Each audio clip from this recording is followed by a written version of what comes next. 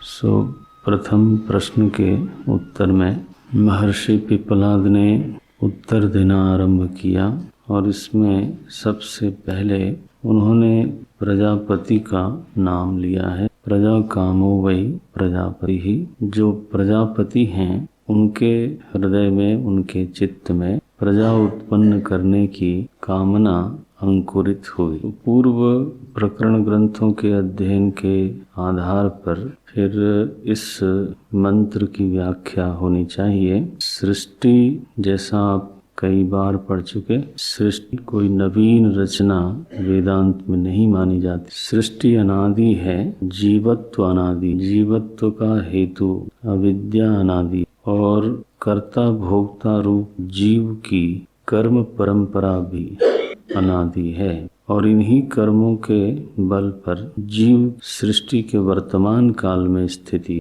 और इन्हीं कर्मों के बल पर महाप्रलय के बाद जो होने वाली सृष्टि है उसमें भी जीवों की स्थिति रहती। तो भागवत पुराण में हम लोग पढ़ते हैं कि कल्प के अंत में श्री नारद जी तो दासी पुत्र के रूप में थे और उन्होंने वहाँ तपस्या की साधना और फिर महाप्रलय में लीन हो गया वो जीव, इसका नाम नारद। महाप्रलय की आयु मानो पूरी हुई और फिर कल्प का आरंभ हुआ तो वही जीव जो लीन हुआ था अब फिर से उसका प्रादुर्भाव हुआ, लेकिन चूंकि उसके कर्म विशिष्ट हो चुके थे वो कल्प में, उनकी उपासना विशिष्ट हो चुकी, इसलिए पूर्व कल्प में की हुई उपासना और किए हुए कर्मों के बल पर उसी जीव का जब कल्प के आदि में उदय हुआ, आरंभ हुआ, तो देवर्षि नारद के रूप में प्रादुर्भाव हुआ। तो सभी जीवों की स्थिति कल्प के आदि में भी एक जैसी नहीं होती। ये जितने भी जीव हैं कल्प के आरंभ में ही उनकी स्थिति भिन्न भिन्न हो जाती है, क्योंकि लीन होने के पहले, महाप्रलय में लीन होने के पहले उनके कर्म एक दूसरे से विशिष्ट थे, उनकी उपासना की मान्यताएं तो एक दूसरे से भिन्न थीं। तो यह एक मूल अवधारणा है हमारे वैदिक चिंतन में को लेकर। इसी अवधारणा के आधार पर यह चिंतन पकड़ में आना चाहिए कि ऐसा भी एक जीव पूर्व कल्प में था जिसने हिरण्यगर्भात्मा रूप से अपने आप की भावना की, तीव्र भावना, और वह भावना सिद्ध हो फिर वो महाप्रलय में लीन हुआ। अब जब फिर से कल्प का आदि शुरू हुआ, आरंभ हुआ, तो वही जो जीव है विशिष्ट कर्म और उपासना से संयुक्त, वही प्रथमज होकर के, हिरण्यगर्भ होकर के सबसे पहले प्रादुर्भूत हुआ। उसी का नाम है प्रजापति। अब उसके चित्त में कामना हुई। अब इस कामना का जो हेतु, उसका व्यक्तिगत अंतःकरण वास्तव में, चूंकि वह सभी जीवों का अभिमानी है, सभी जीवों के आवश्यकताओं का, इच्छाओं का प्रतिबिंबन उसी अंतःकरण में होना है, तो महाप्रलय की बेला समाप्त हो जाने, सभी जीवों के कर्म फलोन्मुखी हो चुके हैं, तो सभी जीवों के कर्मों की जो फलोन्मुखता है वो उसके में प्रतिबिंबी, और उस प्रतिबिंबन का नाम है प्रजा कामा। यही प्रजा कामा है, माने सभी जीवों के कर्मों की जो फलोन्मुखता है उसने हिरण्यगर्भ के अंतःकरण में एक कामना का रूप लिया और ये तय हुआ कि उसको कामना हुई। वास्तव में उसको क्या कामना है? प्रजापति ही प्रजा कामः। तो जैसा हमने कहा अभिमान के अनुसार ही सामर्थ्य सिद्ध होती है, और इसलिए जैसे ही कामना की उसने, सो संकल्प से ही सृष्टि आरंभ हुई। सृष्टि के दो महत्वपूर्ण घटकों का उल्लेख श्रुति ने किया, वो है रैं च प्राणम च, माने अत्ता और अन्नम। लेकिन ध्यान रखना है कि मूल में प्रजापति, इसलिए ये जो दो का विभाग बताया गया, आगे भाष्यकार स्वयं कहेंगे, दो का विभाग गुण की प्रधानता, वास्तव में रई प्राण में भी है और प्राण रई में भी है। वास्तव में दोनों में पूरी तरह से अन्योन्या भाव नहीं है, पूरी तरह से भेद नहीं है। ये अगले मंत्र में दिखाते हैं। आदित्यो हवै प्राणः, श्रुति ने कहा आदित्य ही वह प्राण है। आदित्य माने सूर्यदेव, सूर्यदेव। आदित्यो हवै प्राणः रैरेव चंद्रमाः, और जिसको हमने रई कहा वास्तव में वो चंद्रमा है। तो रई और प्राण से श्रुति ने उतर करके अब आदित्य और चंद्रमा की बात उन्होंने इंगित किया कि जो आदित्य है उसमें प्राण तत्व की अधिकता और जो चंद्रमा है उसमें रई तत्व की अधिकता है, इसलिए चंद्रमा को रई संज्ञा दी और आदित्य को प्राण संज्ञा दी। लेकिन फिर कोई ऐसा न समझ ले कि ये दोनों बिल्कुल ही एक दूसरे से पृथक हैं, तब क्या बोलते हैं, रईर्वा एतत् सर्वम। अब अभेद कर दिया। उन्होंने कहा कि या फिर ऐसा समझो आप कि रई ही सब कुछ है, रईर्वा एतत् सर्वम। क्या, अब फिर से नया शब्द, बहुत जल्दी जल्दी नए शब्द आ रहे हैं। यन मूर्तम च अमूर्तम च, जो मूर्त है वो भी रई है और जो अमूर्त है वो भी रई है, दोनों ही रई है। और अगर भाव से ध्यान से न देखा जाए तो श्रुति की गति बड़ी युक्ति संगत नहीं दिखती। क्या बोलते हैं, तस्मात, इसलिए रई दोनों है, मूर्त भी है और अमूर्त भी है, इसलिए मूर्त ही रवि है, इसलिए लगाया तस्मात मूर्ति ही एव रई ही, इसलिए मूर्ति ही वास्तव में रई है। पाठक को ऐसा लग सकता है, विद्यार्थी ऐसा लगना ही चाहिए, अभी तो आप ये कह रहे थे कि मूर्त और अमूर्त दोनों ही रई है, फिर निगमन आप ऐसे करते हो। असल में उनका निगमन करने का अभिप्राय इतना ही है कि अन्योन्या भाव पूरी तरह से कोई न समझ बैठे, लेकिन यह भी अपनी जगह पर सच है कि गुण की प्रधानता से मूर्त माने जो स्थूल है वो रई है, तो भेद भी है और अगर थोड़ा मूल से देखें तो अभेद भी है, ये भाव है। भाष्य देख ले, सरल मंत्र है ये। तत्र आदित्यो हवै प्राणः, भाष्यकार याद दिलाते हैं, प्राण का अर्थ है अत्ता अग्नि ही। तो यह जो सूर्य देव हैं यही अत्ता हैं, भोजन करने वाले, भोग करने वाले भोक्ता हैं, और वही अग्नि है। रई बोले रई रेव चंद्रमा, तो रई चंद्रमा है। क्या मतलब हुआ, रई एव अन्नम सोम एव, तो रई ही सोम है माने चंद्रमा है और वही अन्न है, माने रई हम उसको संज्ञा दे रहे हैं जिसमें भोज्यत्व की प्रधानता, और प्राण हम उसको संज्ञा दे रहे हैं जिसमें भोक्तृत्व की प्रधानता, और ये दोनों के दोनों चले आ रहे हैं प्रजापति से। अब बोले एग्जैक्टली पक्के रूप से किसमें भोज्यत्व है और किसमें भोक्तृत्व है। बोले पक्के रूप में तो हम नहीं बोल सकते क्योंकि दोनों में दोनों है, लेकिन प्रधानता की दृष्टि से बोल सकते हैं। अभी सामने आएगा, बोलते हैं तद एतत् एकम अत्ता च अन्नम च, तो वो ये एक अत्ता है और एक अन्न है। और अगर ध्यान से देखें तो प्रजापति ही एकम तु मिथुनम, जो प्रजापति एक है वही दो बन गया है, कहीं और से उपादान तो लाया नहीं प्रजापति ने, तो प्रजापति ही एकम तु मिथुनम, प्रजापति ही स्वयं द्विविध होकर के उपस्थित हुआ है। इसलिए गुण प्रधान कृतो भेद, ये चाहे अंडरलाइन कर, गुण प्रधान कृतो भेद, यह जो भेद आया अथवा भेद का उल्लेख किया जा रहा है, ये भेद आत्यंतिक नहीं है, ये गुण की प्रधानता के आधार पर भेद किया जा रहा है। ये श्रुति का एक निर्णय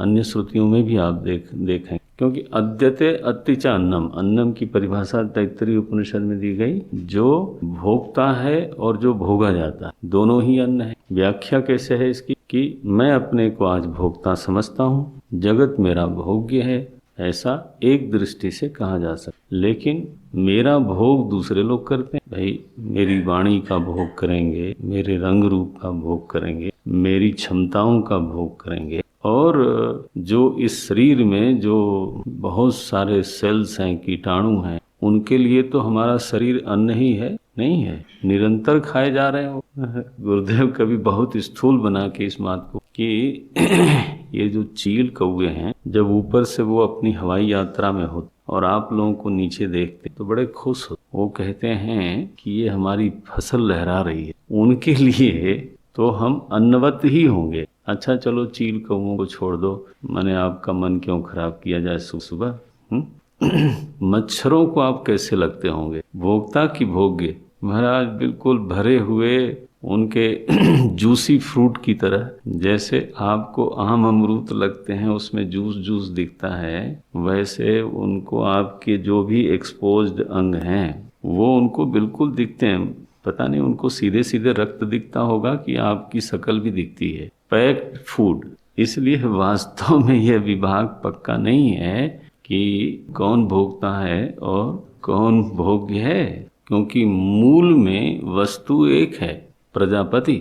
वहीं से यह मिथुन उत्पन्न हुआ। जहाँ प्रधानता का दृष्टिकोण लिया जाता है वहाँ किसी को हम भोक्ता बोल देते हैं और किसी को भोग्य बोलते हैं, लेकिन वो it is one way of looking the thing. ये एक दृष्टिकोण है, ये सारा दृष्टिकोण नहीं है। जगत की स्थिति ये है कि सब का सब अन्योन्याश्रित है। इस सिद्धांत पर एक सिद्धांत निकलता है, वो क्या, इसको व्यवहार में व्यवहार का सूत्र है, ध्यान में रखना। सिद्धांत यह है कि इस दुनिया में व्यावहारिक जीवन में स्वाधीनता नाम की कोई चीज, हमारी इच्छा जरूर होती है कि हम स्वतंत्र रहें, स्वाधीन रहें और हमारा किसी पर भी आश्रय न हो। ये तो हमारी इच्छा है, वो तो हमारा स्वरूप ऐसा है, इसलिए ये हमारी इच्छा है। लेकिन देहधारी के स्तर पर, जीव के स्तर पे ऐसा एक भी जीव नहीं है जो पराश्रित। स्वाधीनता नाम की कोई चीज एग्जिस्ट नहीं कर। फिर पराधीनता ही पराधीनता हो गई, वो वांछित नहीं है। विडंबना देखो, पराधीनता वांछित नहीं है, डिजायरेबल नहीं है, अच्छी नहीं लगती, कष्ट देती। स्वाधीनता संभव नहीं है। अब ये तो अच्छा झमेला लग गया। एक चीज जो है वो स्वीकार नहीं होती और एक चीज जो अच्छी लगती है वो संभव नहीं है। तो संभावना क्या है, बोले इंटरडिपेंडेंस। बस this is the only possible area जो हर व्यक्ति के पास जो ऑप्शन है, जो विकल्प है, ध्यान रखना है, वो केवल इतना विकल्प हमको प्राप्त है कि हम अन्योन्याश्रित रहें। तो हमारी जो अप्रोच है ना वो हमेशा स्वस्थ बनी रहेगी। कई बार हम लोग स्वाधीनता की खोज में निकलते हैं, स्वाधीनता जहाँ है वहाँ नहीं खोजते, देहधारी के धरातल पर स्वाधीनता खोजते हैं जो संभव नहीं है। और उस खोज में कई बार हम गलत रास्ते, माने निराश्रित होने की दिशा में चले जाते। मुझे आश्रय नहीं चाहिए, देहधारी के रूप में नहीं चाहिए, तो निराश्रयता की ओर व्यक्ति आवेश में कदाचित बढ़ जाता है। और यह बिल्कुल वांछित नहीं है कि व्यक्ति पराश्रयता की ओर जाए, उसको तो भीतर से आनंद ही नहीं आएगा। तो पराधीनता, पराश्रयता बिल्कुल अवांछित है। एट द सेम टाइम निराश्रितता उससे भी ज्यादा अवांछित है। नहीं, निराश्रय हो जाना ये उससे भी अधिक भयानक है, कष्टकारी है। और कोई कहे स्वावलंब, स्वाधीन, ये एक ऐसा शब्द है जो व्यवहार जगत में कभी नहीं घटता। एक किसान खेती करता है, कपड़ा नहीं बनाता, उसको कपड़ा चाहिए, उसको 1000 चीजें चाहिए जो वो खुद पैदा नहीं करता। एक दुकानदार एक चीज की दुकान करता है और उसको चाहिए हजारों चीजें, वो दूसरे करते हैं। एक डॉक्टर एक काम कर सकता है, that is his contribution to the society, and then society will contribute to him. इसी तरह से एक संत, इसी तरह से एक विद्वान अपना योगदान करेगा। योगदान रहित जीवन, पराश्रय का जीवन, वो अवांछित है, क्योंकि उसमें आत्मनिंदा हो जाती है, बेचारगी का अनुभव होना। ये एक तरह से आत्महत्या है, एक तरह से आत्मनिंदा है। एट द सेम टाइम योगदान का जीवन होना चाहिए, लेकिन इस सच्चाई के बोध के साथ कि आप केवल योगदान नहीं करते हो, दूसरे लोग आपके साथ योगदान करते हैं। So the only respectable way of living is in accepting the interdependence। अन्योन्याश्रय को समझ करके जितना अधिक होवे अपना योगदान जावे, और जो दूसरों का हो वो तो हमें लेना ही पड़ेगा, उसके बिना तो हम अपनी जगह पर खड़े नहीं हो सकते। तो अपना हिस्सा जो देने का बनता है वो अधिक से अधिक देना है। और वो तो हमारी व्यवस्था है कि हम दूसरे से लिए बिना रह ही नहीं सकते। इसका कारण देखो, अगर मूल में जाए, दर्शन में कारण खोजे तो, क्योंकि अत्ता और अन्न है, ये दोनों बिल्कुल विभक्त नहीं हैं। एक ही प्रजापति से दोनों निकले हैं, दोनों में दोनों है। एक व्यक्ति भोगता भी है और वही दूसरों के लिए भोग्य भी है, और दूसरे जो भोगता है वो हमारे लिए भोग्य हो गए। लेकिन ये कोई कहे कि यहाँ केवल भोगता है तो भोगेंगे क्या, और ये कोई कहे कि यहाँ केवल भोग्य ही भोग्य है, तो उनका पर्पज क्या है? तो पुरुष में भोक्तृत्व है और प्रकृति में भोग्यत्व है। ये डिवीजन यहाँ नहीं ध्यान में आया। यहाँ यह विभाग नहीं किया गया। यहाँ विभाग है, तुम ही एक दृष्टि से भोगता हो और तुम ही एक दृष्टि से भोग्य हो। जब तक आप सोपाधिक स्थिति में हो, आप में भोग्यत्व भी है और भोक्तृत्व भी है। और आत्मा बोले न वो भोगता है न भोग्य। यह विभाग सही नहीं है कि पुरुष भोगता है और प्रकृति भोग्य, ये सही नहीं। पुरुष न भोगता न भोग्य। लेकिन अगर आप सोपाधिक होकर के बैठे हो तो आप ही भोगता और आप ही भोग्य। आप ये कैसे कह सकते हो कि मुझे कोई नहीं भोगेगा? हाउ कैन यू से? सच्चाई तो ये है कि जो जितना बड़ा भोगता वो उतना ही बड़ा भोग्य है। अगर घर का मुखिया, थोड़ा व्यवहार की तरफ, अगर घर का मुखिया घर का सबसे बड़ा भोगता है, तो वही घर का सबसे बड़ा भोग्य भी है। किसी ने कहा कि उसको पूरे घर का भोग्य जुटाना पड़ता है, तो भोग्य बना कि नहीं बना? लोग चाहे 4 घंटे काम करें, उसको 8 घंटे से 12 घंटे करना पड़ेगा। क्यों बड़ा भोगता है। अगर वो बड़ा भोगता है, नारायण विचित्र। इसको जब हम श्रुति की आंख से, क्योंकि तो श्रुति ही प्रमाण है, श्रुति की आंख से देखते हैं तो थोड़ा थोड़ा समझ में आने लगता। क्या बोलते हैं? रई एव अन्नम सोमेव च तद एकम तदेतद एकम अत्ता च अन्नम च प्रजापति एकम तु मिथुनम। ये जो प्रजापति है वही अकेला था, लेकिन अब वो मिथुन हो गया। भेद कहाँ से आया? बोले गुण प्रधान कृतो भेदा। गुण की प्रधानता से यह भेद बना हुआ है। कथम? बोले श्रुति ने ऐसा कुछ कहा है क्या? बोले कहा ना, रईर्वा अन्नम वा एतत् सर्वम। रई श्रुति देखना, रईर्वा एतत् सर्वम यन्मूर्तम च अमूर्तम च। श्रुति ने ही भेद भी बताया और अभेद भी बता दिया।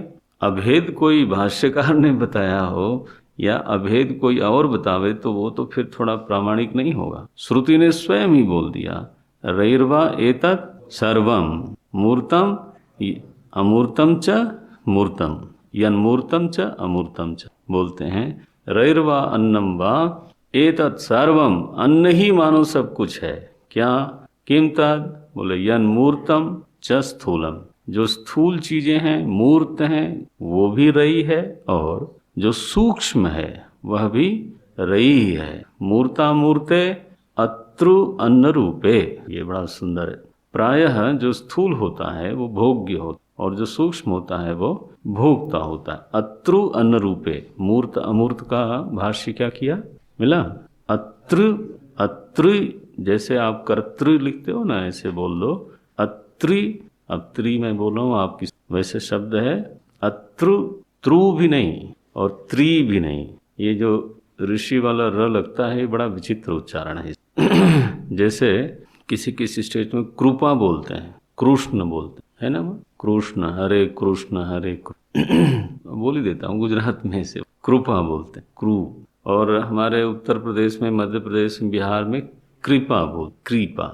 अब दोनों एक दूसरे को सही गलत बोलते हैं। तुम गलत बोल रहे हो तो रहे हो, और सच्चा कहना बहुत मुश्किल है। क्योंकि जो आप कृपा बोलते हो तो क्रिया और कृपा में भेद क्या हुआ? क्रिया शब्द बोलते हो ना, और वैसे अगर उच्चारण कृपा का भी वही हो जो क्रिया का हो तो लिखते तो अलग हो, बोलते समान कैसे हो?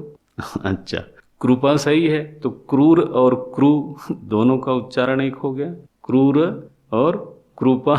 तो बोले तो क्या उच्चारण है? मैंने एक काशी के व्याकरण के बड़े विद्वान उनसे पूछा, यहाँ पधारे हुए, बोले इसका उच्चारण लुप्त हो गया है। ये तो बड़ी झंझट वाली बात है। शब्द है, वहाँ लिखा जाता है, उच्चारण लुप्त हो गया। ये क्या बात हुई? प्रयास हमारा ये होना, उच्चारण क्री और क्रू के कहीं बीच का हो।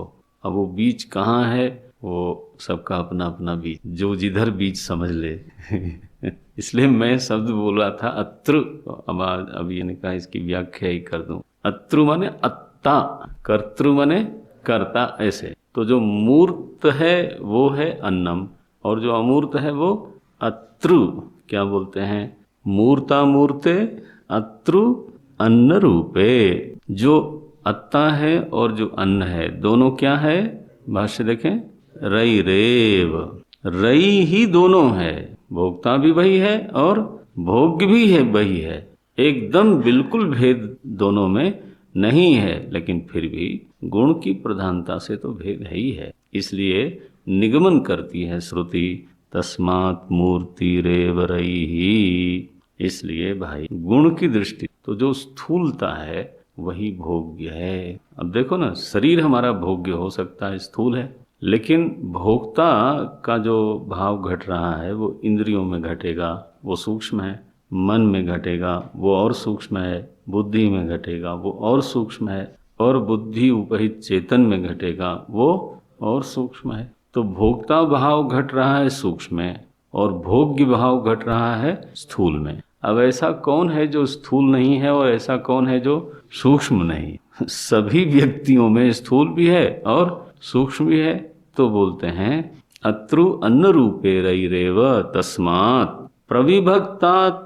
अगर विभाग की दृष्टि से देखें तो प्रविभक्तात् अमूर्तात् यद अन्यत मूर्त रूपम मूर्ति ही साएव। बोले प्रविभाग की दृष्टि से अमूर्त से भिन्न जो मूर्त है उसी को मूर्ति समझना चाहिए। साएव रई ही, उसी को रई समझना चाहिए मोटे अर्थ में। साएव रई ही अमूर्तेन अद्यमानत्वात्। हेतु देख, मूर्ति को ही रई बोलना चाहिए क्योंकि वह अमूर्त के द्वारा भोगा जाता है। अमूर्तेन, अमूर्त के द्वारा, अमूर्त ग्रंथ देखें आखिरी पंक्ति, अमूर्तेन अद्यमानत्वात्। अद्य माने भोगा जाने के कारण। तो जितना भी इस जगत में स्थूलता है उसको कभी प्रश्नोपनिषद की नजर से देखा जाए तो उसको नाम देना चाहिए साधक को, ये रई है। और इसी जगत का जो सूक्ष्म आयाम है, सूक्ष्म पहलू है, उसको कहा जाएगा तो प्राण, उसको कहा जाएगा अमूर्त, उसको कहा जाएगा हम भोक्ता, अग्नि, आदित्य। ये जरा शब्दों को ध्यान में। अच्छा, अब कहते हैं तथा। अब रई को तो सर्वम कह दिया, तो अब प्राण को, प्राण की बारी है। बोलते हैं तथा अमूर्तो भी प्राण अत्ता सर्वम एवं। इसी तरह जैसे सभी कुछ भोग्य है वैसे ही सभी कुछ भोक्ता भी है। बोलते हैं अमूर्तोपि, जो अमूर्त है, अमूर्तोपि प्राण अत्ता सर्वम एवं यच्च अद्यम। कथम, जो खाया जाने लायक है, जो भोग के लायक है, वास्तव में देखा जाए तो प्राण ही है। कैसे, वो बताते। श्रुति आई, यथा आदित्य, जैसे सूर्यदेव। सूर्य किसका वाचक बना? प्राण का, प्राण का, अत्ता का, अग्नि का। ये तो अब सूर्य की बारी है। यथा आदित्य उदयन यत प्राचीन। जैसे सूर्य पूर्व दिशा में उदित होते हुए, उदयन, जैसे सूर्य पूर्व दिशा में उदित होते हुए, प्राचीन दिशम प्रविशति, पूर्व दिशा में प्रवेश करता है, उसको व्याप्त कर ले। तेन प्राच्यान प्राणान, और फिर प्राची में, प्राची माने पूर्व, पूर्व दिशा, प्राची शब्द का अर्थ हो पूर्व। तो तेन, जब सूर्य भगवान पूर्व दिशा में उदित होते हैं तो क्या करते हैं? बोले पूर्व दिशा में रखे हुए स्थूल वस्तुओं को, अब स्थूल वस्तु नहीं कहा, रई नहीं कहा, मूर्त नहीं कहा, क्या बोल दिया? प्राच्यान प्राणान रश्मिषु सन्निधत्ते। जो पूर्व दिशा में रखे हुए स्थूल स्थूल स्थूल पदार्थ हैं, वास्तव में वो सब प्राण ही। प्राणान शब्द से उनको, उन पदार्थों को सूर्यदेव क्या करते हैं? अपने रश्मियों में मानो उठा लेते हैं। जैसे कोई चीज आप अपने हाथ में ले लें, वैसे सूर्य की किरणें जब पूर्व दिशा में प्रवेश करती हैं तो पूर्व दिशा में स्थित जो पदार्थ हैं उनको मानो रश्मियां क्या करती हैं, अपने हाथ में उठा लेती हैं। रश्मियां अपने में उसको समा लेती हैं। प्राणान रश्मिसु, रश्मियां उसमें जाती हैं ऐसा नहीं है। क्या? रश्मिसु प्राणान सन्निधत्ते। कह सन्निधत्ते, कर्ता कौन है? हाँ नहीं, कर्ता है आदित्य, पहला शब्द है आदित्य। छोटा वाक्य बनाए, पहले श्रुति को समझ लें। आदित्य उदयन, आदित्य उदित होते हुए, प्राच्यान प्राणान पूर्व दिशा में रखे हुए प्राणों को माने स्थूल पदार्थों को, रश्मिसु सन्निधत्ते अपनी रश्मियों से पकड़ लेता है, अपनी रश्मियों से उनको उठा लेता है, अपने में अपने हाथ में ले लेता है। और ये केवल पूर्व दिशा के साथ नहीं करता है। यद दक्षिणाम, दक्षिणाम माने दक्षिण दिशा, यद प्रतीचीम पश्चिम दिशा, यद उदीचीम उत्तर दिशा। तो चारों दिशाएं हो गई। यद अधः निम्न दिशा, यद ऊर्ध्वम ऊर्ध्व दिशा, यदंतरा दिशा, यदंतरा माने कोण दिशा, जैसे वायव्य नैऋत्य है ना, इस तरह से यदंतरा दिशा तत्सर्वम प्रकाशयति, सारी दिशाओं को प्रकाशित करता है। और इस प्रकाशन करने के माध्यम से ही तेन, तेन माने तेन प्रकाशनेन, तेन सर्वान प्राणान, सर्वान प्राणान माने सारी दिशाओं में रखे हुए स्थूल पदार्थों को मानो सूर्यदेव अपनी किरणों में उठा लेते। न आपको ये कल्पनाशील होना पड़ेगा, जब किरणें पसरती हैं तो मानो चीजों को अपने हाथ में उठाती चली जाती, और वो केवल पूरब की नहीं, पश्चिम की नहीं, सभी दिशाओं के। अब इसमें बात क्या कही गई है? बात ये कही गई है कि जो स्थूल पदार्थ हैं सारी दिशाओं में रखे हुए, उनको कहना चाहिए था रई, लेकिन श्रुति ने क्या कहा? प्राणान। क्या बताने के लिए? कि वास्तव में प्राण ही सर्व है। पूर्व मंत्र में कहा गया वास्तव में रई एव सर्वम। अब छठे मंत्र में कहा गया कि वास्तव में प्राण एव सर्वम। ये इसका पूरा वाक्यार्थ। तो दोनों मंत्र में दो विरुद्ध बातें कह दी गई। एक जगह कह दिया गया रई रेव सर्वम, एक जगह कह दिया गया प्राण एव सर्वम। ये तो बात ठीक नहीं। ये ठीक है क्योंकि प्रजापति ही एव सर्वम, क्योंकि असल में प्रजापति एकम तु मिथुनम, वो जो भाष्य है यार। और इसलिए ये विभाग बिल्कुल एकदम अलग अलग है, ऐसा बिल्कुल वेद नहीं मानता। कोई कोई लोग यानी वेदांत के लोग जो परंपरागत अर्थ उनको इतना प्यारा नहीं लगता, तो उसको कई बार थोड़ा बुद्धिगम्य बनाने के लिए विज्ञानाश्रित अर्थ करते हैं। मैं सुना देता हूँ, आप कभी सुनेंगे। विज्ञानाश्रित अर्थ क्या है कि जो स्थूल है वो तो हो गया मैटर, और जो अमूर्त है, सूक्ष्म है, वो है एनर्जी। लोगों को एकदम पकड़ गया। एक मूर्त हुआ, एक अमूर्त हुआ, एक चलाने वाला हुआ, एक चलने वाला हुआ। इस पंखे में दोनों है कि नहीं? दोनों ही है। Energy and matter is the same, माने दो चीज नहीं है। ऊर्जा ही पदार्थ में बदलता है, पदार्थ ही ऊर्जा में बदलता है। तो कह सकते हैं कि रई एव सर्वम और प्राण एव सर्वम। प्राण को एनर्जी कह सकते हैं और रई को मैटर कह सकते हैं। तो विभाग भी है और अविभाग भी है, भेद भी है और अभेद भी है। ध्यान रखना, ये मेरा अर्थ नहीं है, मैं इससे बिल्कुल सहमत नहीं। यह आपको कभी सुनने को मिलेगा, इसलिए मैंने। और आप चकाचौंध में मत आ जाना, क्योंकि वहाँ न भोक्तृत्व एनर्जी में है।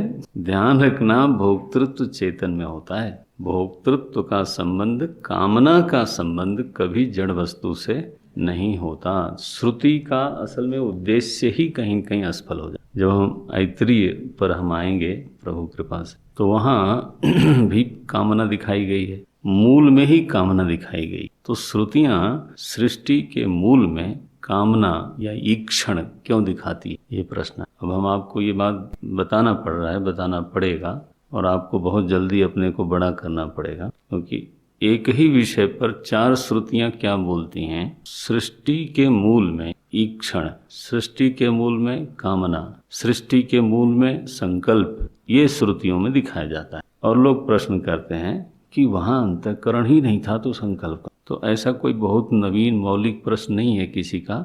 इन सब बातों पर ऑलरेडी बहुत मीमांसा हुई है। वहाँ अभिप्राय केवल इतना है, आनंद गिरि जी महाराज वहाँ लिखते हैं, चेतन पूर्विका इयं सृष्टि न तो जड़ पूर्विका इत्येवं प्रदर्शनार्थः। यह जो संकल्प बताया जाता है, कामना बताई जाती अथवा ईक्षण बताया जाता है, इसका मूल उद्देश्य क्या है? मूल उद्देश्य है कि सृष्टि के मूल में चेतन है, जड़ नहीं है। अब जब हम एनर्जी मैटर वाली व्याख्या शुरू करते हैं तो ये दोनों ही जड़ हैं। इसमें अत्ता और अन्न संबंध नहीं है। हाँ, यस, हम ये मान सकते हैं कि एक शक्ति है और एक संचालित है, यह संबंध तो हो सकता है। आता है पकड़ना? शक्ति कभी चेतन नहीं होती, शक्ति सदा जड़ ही होती है और वो शक्तिमान पर आश्रित होती है, शक्तिमान के लिए होती है। इसलिए वो सब अर्थ की तरफ जाने की कोई जरूरत नहीं है। यस, लेकिन समाज में होता है। तो प्राणान, आप यहाँ प्राण का अर्थ एनर्जी करोगे तो उस तरफ चले जाओगे। प्राण का अर्थ भाष्यकार ने क्या किया? अत्ता, हाँ वो ध्यान में रहना चाहिए। अत्ता भोक्ता अर्थात चेतन, भले ही सोपाधिक हो लेकिन है वो चेतन। ये तो प्राण एव सर्वम, माने ये विभाग मत करिए, असल में पक्का पक्का विभाग नहीं है, विभाग है भी और विभाग नहीं भी है, क्योंकि मूल में दो तत्व नहीं है, मूल में एक तत्व है प्रजापति। ये बोल। अब आइए भाषित। अथ आदित्य, श्रुति के ऊपर शब्दों को ध्यान में, अथ आदित्य उदयन्न, उदयन्न शब्द का देखना भाष्यकार का अर्थ है। उनको कभी ये भ्रम नहीं था कि सूर्य डूबता है और सूर्य वास्तव में उदित होता है। भाष्य देखो, बोलते हैं अथ आदित्य उदयन्न उद्गच्छन्न, इसका क्या अर्थ है? प्राणीनाम चक्षुर्गोचरम, चक्षुर्गोचरम आगच्छन्न। बस इतना ही है उदित होने का मतलब। चाहे तो अंडरलाइन कर लें, ये हमारे क्रिश्चियन लोगों की तरह कभी हमने नहीं कहा कि पृथ्वी चपटी है और सूरज चलता है। क्या बोल रहे हैं भाष्यकार? उदित होने का अभिप्राय क्या है? प्राणीनाम चक्षुर्गोचरम आगच्छन्न, प्राणियों के नेत्र का जब विषय बनने लग जाता है सूर्य, तब हम बोलते हैं कि ये सूर्योदय हो रहा है। That's all. उन्होंने नहीं कहा कि पहाड़ों के पीछे सूरज ढलक गया। ये कविता करने वाले जरूर बोलते हैं, अब वो उसको समझते भी हैं, फिर भी कविता में मजा आता है। और पहाड़ों के पीछे से निकला, वो सब उनका ठीक है, आनंद के लिए ठीक, लेकिन सच्चाई अपनी जगह पर स्वयं बड़ी मधुर चीज होती। इसमें आपको हम दिखाएंगे गुरुत्वाकर्षण का नियम, जब भाष्यकार उसका उद्धृत करते हैं, दिखाएंगे उपनिषद में आगे, इसी उपनिषद। अथा आदित्य उदयन्न उद्गच्छन्न प्राणीनाम चक्षुर्गोचरम आगच्छन्न यत् प्राचीन दिशम, पूर्व दिशा, स्वप्रकाशेन प्रविशति। जब प्रकाशात्मा सूर्य पूर्व दिशा में प्रकट होता है तो प्रविशति, पूरे पूर्व दिशा में प्रवेश करता है, माने पूर्व दिशा को व्याप्त कर लेता है। व्यापनोति तेन स्वात्म व्याप्त्या, उस अपनी ही व्याप्ति के द्वारा, तृतीया है, तेन स्वात्म व्याप्त्या, उस अपनी ही व्याप्ति के द्वारा क्या करता है? सर्वान तत्स्थान, तत्स्थान माने उस प्राची में स्थित, पूर्व दिशा में स्थित, सर्वान तत्स्थान प्राणान, प्राण क्या है? बोले प्राच्यान अन्नभूतान। ध्यान देना, यहाँ प्राण का अर्थ क्या किया? अन्नभूतान, द्वितीय बहुवचन, प्राणान द्वितीय बहुवचन और अन्नभूतान भी द्वितीय बहुवचन। प्राणान अन्नभूतान, तो यहाँ अन्न को ही प्राण संज्ञा दे। सूर्य देव मानो पूर्व दिशा में स्थित सारे अन्नों को अपने हाथ में ले लेते हैं, रश्मियों में धारण कर लेते हैं। भूतान रश्मिसु, रश्मियों में कौन है रश्मियां? स्वात्मावभास रूपेशु, जो उसका अपना ही प्रकाश है उसमें। व्याप्तिमत्सु, व्याप्तिमत्सु माने जो पूर्व दिशा में भर गई हैं, व्याप्त हो गई हैं रश्मियां, उन रश्मियों में व्याप्तत्वात्, चूंकि वो रश्मियां व्याप्त हैं इसलिए प्राणिनः, प्राणिनः माने प्राण वाले, प्राण वाले माने जो प्राण रूप हैं अन्न, उन सभी को सन्निधत्ते सन्निवेशयति। क्या मतलब है? आत्मभूतान करोति इत्यर्थः। मानो यह आदित्य अपनी व्याप्त रश्मियों से उन प्राणों में प्राण का संचार करता है, उन प्राणों को प्राण बना देता है वो अन्न, लेकिन कहा जा रहा है प्राण। तो उन प्राणों को प्राण बना देता है। जब किरणें उसको स्पर्श करती हैं उस वस्तु को, तो मानो कि प्राण ने उन प्राणों में क्या भरा? प्राण भरा, उनको आत्मवत कर लिया।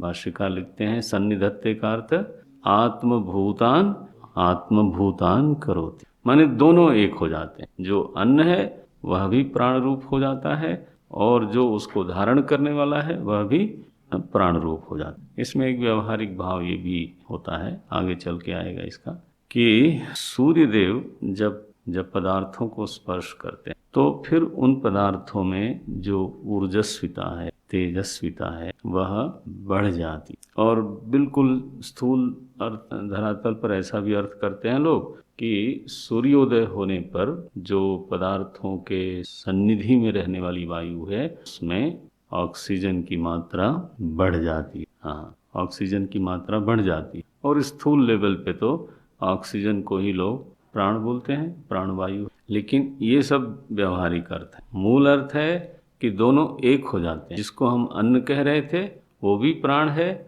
और जिसको हमने आदित्य पहले प्राण कहा था वो तो प्राण है ही। तो असल में श्रुति का अभिप्राय है भेद और अभेद दोनों बताना, वो नहीं छूटना चाहिए, बस मूल अर्थ नहीं छूटना चाहिए। बोलते हैं तथैव यत् प्रविशति दक्षिणाम, अब सारी दिशाओं का नाम है। तथैव यत् प्रविशति दक्षिणाम यत् प्रतीचीम यत् उदीचीम, अर्थ मालूम है आपको? उदीची माने उत्तर दिशा, प्रतीची माने पश्चिम दिशा। ये दक्षिणाम यत् प्रतीचीम यत् उदीचीम अध ऊर्ध्वम यत् प्रविशति यच्च अंतरा, अंतरा दिशा माने कोण दिशा, कोण की दिशाएं, कोण दिशा अवांतर दिशा यच्च अन्यत् सर्वं प्रकाशयति, जिस जिस को वो प्रकाशित करता है, तेन स्वप्रकाश व्याप्त्या, अपने इस प्रकाश व्याप्ति के द्वारा।